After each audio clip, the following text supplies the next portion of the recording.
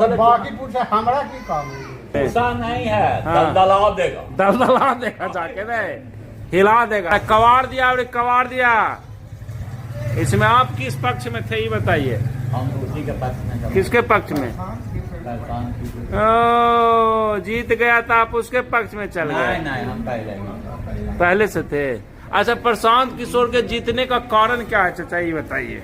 ये समीक्षा तो आप लोग ज्ञानी आदमी कर सकते, सरकार के प्रति आम जनता को गुस्सा। क्यों गुस्सा क्यों?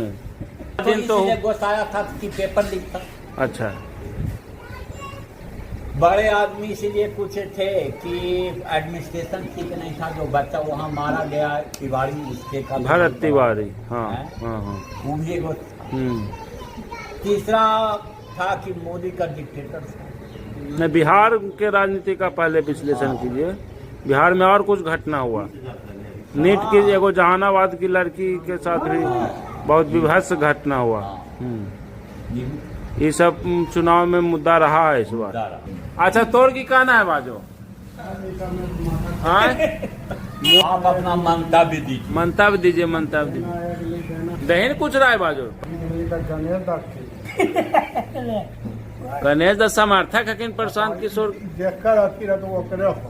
हाँ, चलिए बोलिए, हम वो सब जानबे नहीं करे। कैसे कैसे जाना है? चुनाव हो हम क्या जाने। अरे 30-31 को होले बाकी पूछे हमरा की काम है? तोरा कहाँ काम है? तोरा कहाँ काम हो? हमरा खाए पिए से काम है। उसको